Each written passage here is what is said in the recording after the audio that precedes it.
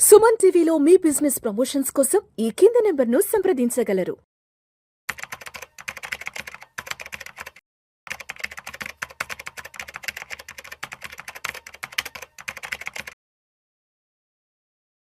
నమస్తే, welcome to Suman TV. నేను విష్ణు. ప్రస్తుతం నాతో పాటు AMFI registered mutual fund distributor Bonigala Salmon గారు ఉన్నారు. సార్తో మాట్లాడదాం. సాల్మన్ గారు నమస్తే సార్. నమస్తే అండి విష్ణు గారు. Welcome to Suman TV and welcome to Vishnu talks. Thank you అండి, ఇట్స్ మై ప్లెజర్. సాల్మన్ గారు, ఈ వీడియోలో ఎఫ్పిఎల్ గురించి, అంటే ఫారిన్ పోర్ట్ఫోలియో ఇన్వెస్టర్స్ లేదా ఎఫ్ఐఎస్, ఫారిన్ ఇన్స్టిట్యూషనల్ ఇన్వెస్టర్స్ యొక్క రాక గురించి మాట్లాడుకుందాం. ఎఫ్పిఎల్ అనేవాళ్ళు ఇండియన్ స్టాక్ మార్కెట్స్కి ఆయువు పట్టు లాంటి వాళ్ళు. ఎఫ్ఐఎల్ అనేవాళ్ళు ఇండియన్ స్టాక్ మార్కెట్స్కి వెన్నుదన్ను. సో ఇటువంటి ఎఫ్పిఎల్ అనేవాళ్ళు గత 2 సంవత్సరాల నుంచి ఇండియన్ మార్కెట్స్ నుంచి దూరంగా వెళ్ళిపోయి బయట కంట్రీస్ మార్కెట్స్లో ఇన్వెస్ట్ చేస్తున్నారు. బట్ ఎందుకో తెలియదు కానీ గత జూలై మాసం నుంచి ఈ ఎఫ్పిఎల్ అనే వాళ్ళు ఒక్కసారిగా ఇండియన్ మార్కెట్స్లోకి పెద్ద ఎత్తున అమౌంట్ని పంప్ చేస్తున్నారు. ఒక జూలై మాసంలోనే దాదాపు 20,200 కోట్ల రూపాయలు ఇండియన్ స్టాక్ మార్కెట్స్లోకి పంప్ చేశారు. అదేవిధంగా equity, debt, hybrid mutual funds, alternative investments funds ద్వారా 40,031 కోట్ల రూపాయలు ఇండియన్ ఫైనాన్షియల్ మార్కెట్స్లోకి ఎఫ్పిఐలు పంప్ చేయడం జరిగింది. ఎందుకంటారు? ఒక్కసారిగా ఎఫ్పిఎల్ అనే వాళ్ళు ఇండియన్ మార్కెట్స్లోకి ఒక టర్న్ తీసుకున్నారు. బయట దేశాల్లో ఏం జరిగింది, ఎందుకు బయట దేశాల నుంచి ఎగ్జిట్ అయ్యి ఇండియన్ స్టాక్ మార్కెట్స్లోకి ఒక రీఎంట్రీ అయితే తీసుకుంటున్నారు? విష్ణు గారు మంచి టాపిక్ రేజ్ చేశారండి. చూడండి, ఎఫ్ఐఏలు or FPL, foreign portfolio investors or foreign institutional investors అంటే ఎవరంటే విదేశీ పెన్షన్ ఫండ్స్ కావచ్చు, విదేశీ ఇన్సూరెన్స్ కంపెనీస్ కావచ్చు, విదేశీ హెడ్జ్ ఫండ్స్ కావచ్చు, వీటినన్నిటిని ఏమంటారంటే బ్యాంక్స్, విదేశీ బ్యాంక్స్, వీళ్ళు ఫారిన్ ఇన్స్టిట్యూషనల్ ఇన్వెస్టర్స్ అంటారు.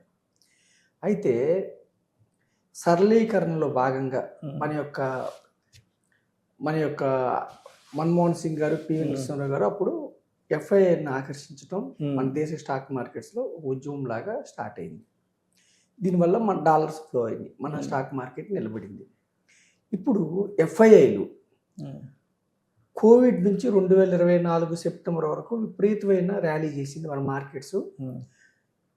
ప్రాఫిట్స్ బుక్ చేసుకోవాలన్న ఉద్దేశంతో ఎఫ్ఐఎల్ మెయిన్ మోటో ఏమిటంటే కంపెనీ యొక్క మేనేజ్మెంట్, కంపెనీ లాభాల కంటే కూడా స్టాక్ మార్కెట్లో ఇన్వెస్ట్ చేసామా, లాభాలు వచ్చాయా, తీసుకున్నామా, వెళ్ళిపోయామా, అది వాళ్ళ main motto. FIL main motto. ఇప్పుడు మనకి సెన్సెక్స్లో 30 స్టాక్స్, మీకు నాకు, డిఐఎల్కి కానీ రిటైల్ ఇన్వెస్టర్స్ కానీ. సో మనకి స్టాక్స్ ఎలాగో ఎఫ్ఐఎల్కి దేశాలు అలాగా. వాళ్ళకి బ్రెజిల్ ఒక స్టాక్ లాగా, బ్రెజిల్ మార్కెట్, జర్మనీ మార్కెట్ ఒక స్టాక్ లాగా, జపాన్ మార్కెట్ ఒక స్టాక్ లాగా, ఓకేనండి. అలాగే థాయిలాండ్ మార్కెట్ ఒక స్టాక్ లాగా, కొరియన్ మార్కెట్స్ అంటే ఏ దేశంలో స్టాక్ మార్కెట్ లోయర్ వాల్యుయేషన్స్ ఉంటాయో అక్కడ ఇన్వెస్ట్ చేసి విపరీతమైన లాభాలు వచ్చిన తర్వాత వెళ్ళిపోతాం. సో మన దగ్గర 2024 తర్వాత హై వాల్యుయేషన్స్కి వెళ్ళిన మార్కెట్స్ ప్రాఫిట్ బుక్ చేసుకున్నారు. ఎవ్రీ మంత్ ప్రాఫిట్ బుక్ చేసుకుంటూ వెళ్ళిపోయారు. ఒక కారణం అది. రెండో కారణం ఏమిటంటే మన దగ్గర ఏఐ స్టాక్స్ లేకపోవటం వల్ల Korean markets or USA markets or Germany, Japan, ఇవన్నీ AI stocks, chip based companies ఉండటం వల్ల అక్కడ ఇన్వెస్ట్ చేసి విపరీతంగా లాభాలు సంపాదించుకున్నారు. ఇప్పుడు కొరియన్ మార్కెట్స్లో లాస్ట్ 2 years విపరీతంగా లాభాలు సంపాదించుకున్నారు. అక్కడ మళ్ళీ హై వాల్యుయేషన్స్కి వెళ్ళినాయి. హై వాల్యుయేషన్స్కి వెళ్ళిన తర్వాత ఏం చేస్తారు? మళ్ళీ ప్రాఫిట్ బుక్ చేసుకుంటారు. ఏది లో వాల్యుయేషన్స్ ఉంది? గత 2 సంవత్సరాల నుంచి మన మార్కెట్స్ రీజనబుల్గా ట్రేడ్ అవుతున్నాయి. అంటే ఎఫ్ఐఎల్ వెళ్ళిపోవటం వల్ల మార్కెట్స్లో కరెక్షన్ వచ్చింది ఒకటి. రెండవది ఏమిటంటే ఎక్స్టర్నల్ సెక్టర్ యుద్ధాల వల్ల. మూడవది ఏమిటంటే అమెరికా టారిఫ్లు వేయటం వల్ల. సో మన మార్కెట్స్ కరెక్షన్కి వచ్చింది. సో ఇప్పుడు మన మార్కెట్ వైపు చూస్తున్నారు. మన మార్కెట్ వైపు ఈక్విటీ వైపు కంటే ముందు డెట్లో మన దేశ రిజర్వ్ బ్యాంక్ ఆఫ్ ఇండియా కావచ్చు, మన సెంట్రల్ గవర్నమెంట్ ఏం చేసిందంటే విష్ణు గారు, ఎప్పుడైతే యుద్ధం స్టార్ట్ అయిందో క్రూడ్ ఆయిల్ పెరగటం వల్ల మన యొక్క ఫారెక్స్ రిజర్వ్స్ సుమారుగా $730 బిలియన్ ఉన్న ఫారెక్స్ రిజర్వ్స్ క్రూడ్ కొనడం కోసం, క్రూడ్ ఆయిల్ ఒక సందర్భంలో $150 పర్ బ్యారెల్ కూడా వెళ్ళింది. క్రూడ్ పెరగటం వలన కరెంట్ అకౌంట్ నుంచి ఎక్కువ డాలర్స్ వెళ్ళిపోవటం వలన కరెంట్ అకౌంట్ డెఫిసిట్ అవ్వటం వల్ల మన రూపీ విలువ పడిపోయింది. ఎప్పుడైతే రూపీ విలువ పడిపోతుందో ఎఫ్ఐఎల్కి నెట్ రిటర్న్ తగ్గుతుంది. సో అది కూడా ఒక కారణం బయటికి వెళ్ళటానికి. ఓకేనండి. దీనికి మనం ఏం చేసాము, మన దేశం చర్యలు ఏం తీసుకుంది, ఇంపోర్ట్ క్రూడ్ తగ్గించడం కోసం ఎలక్ట్రిక్ వెహికల్స్ ప్రోత్సహించడం, వాళ్ళకి ఇన్సెంటివ్స్ ఇవ్వటం అట్లాంటివి చేసాం. మన ప్రధానమంత్రి గారు కొన్ని సూచనలు చేయటం కూడా చేశారు. తర్వాత మన డాలర్స్ బయటికి వెళ్ళకుండా ఉండడం కోసం గోల్డ్ మీద 5%, 6% ఉన్న సెస్ని 15% చేసి గోల్డ్ ఇంపోర్ట్స్ తగ్గించాం.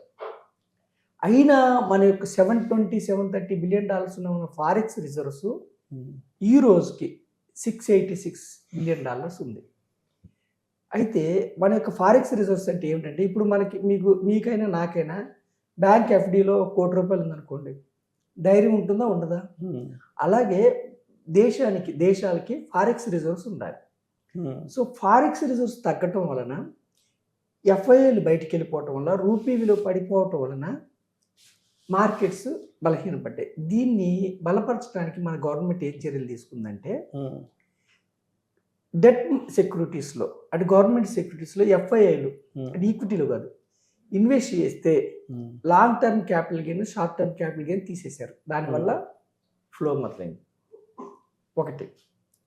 రెండవది ఏమిటంటే, ఇప్పుడు మన ఫారెక్స్ రిజర్వ్స్ని పెంచడం కోసం ఎఫ్సిఎన్ఆర్ డిపాజిట్స్ అంటే ఎన్ఆర్ఐలు ఎవరైతే విదేశాల్లో ఉంటారో వాళ్ళకి ఒక ఎఫ్సిఎన్ఆర్ డిపాజిట్ వల్ల ఒక రేట్ ఆఫ్ ఇంట్రెస్ట్ 6%, 7% ఇచ్చి కరెన్సీ డిప్రిసియేషన్ ఆర్ అప్రిసియేషన్, వాళ్ళ డిప్రిసియేషన్ అయింది అనుకోండి, మన రూపాయి విలువ పడిపోయింది అనుకోండి, వాళ్ళకి నష్టం రాకుండా ట్యాక్స్ లేకుండా పెట్టారు. దానివల్ల గత 2 నెలల నుంచి $36 బిలియన్ మనకు ఫ్లో అయింది.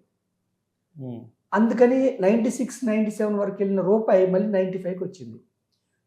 కొన్ని రోజులకి అంటే ఒక 3-4 నెలల తర్వాత మళ్ళీ 95 ఉన్న రూపాయి డాలర్కి అగెన్స్ట్గా 92కి వచ్చే అవకాశం ఉంది.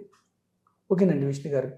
ఇది కాకుండా ఎఫ్ఐఎల్ మళ్ళీ ఎందుకు వెనక్కి వచ్చారంటే, యాక్చువల్గా జనవరి 1 నుంచి ఇప్పటి వరకు అంటే జూలై తీసేస్తే 2 లక్షల కోట్ల పైన అమ్మారండి. అమ్మితే ఇక్కడ గమనించాల్సింది ఏంటంటే, ఫిబ్రవరిలో 2026 ఫిబ్రవరిలో ఎఫ్ఐఎల్ 17,000 కోట్లు వచ్చారు. అయితే యుద్ధం స్టార్ట్ అయింది కదా, యాక్చువల్గా ఫిబ్రవరి నుంచి మొదలు పెట్టారు రావాలని. ఈ లోపల ఫిబ్రవరి 28న యుద్ధం స్టార్ట్ అయింది. ఫిబ్రవరిలో 17,000 కోట్లు కొన్నారు నెట్. యుద్ధం ఫిబ్రవరి నుంచి యుద్ధం స్టార్ట్ అయింది. ఇంకా క్రూడ్ సర్జ్ అయింది, రూపాయి విలువ డిప్రిసియేట్ అయింది. మళ్ళీ మార్చ్, ఏప్రిల్, మే, జూన్ వరుసగా డ్రాస్టికల్గా 40,000 కోట్లు, 20,000 కోట్లు అలా వెళ్ళారు. ఇప్పుడు యుద్ధం ఆగిపోతుందన్న వచ్చింది. రెండవది ఏమిటంటే, మన దేశ ఎకానమీ ఇప్పుడు నిర్మలా సీతారామన్ గారు నిన్న స్టేట్మెంట్ ఇచ్చారు, 2029 వరకు $5 ట్రిలియన్ ఎకానమీ అవ్వబోతుంది మనం. ఎందుకు మీరు ఈ నెల చూడండి, జూలైలో చూస్తే 2,11,000 కోట్లు జిఎస్టీ ద్వారా కలెక్ట్ అయింది. లాస్ట్ ఇయర్ కంటే 15% ఎక్కువ.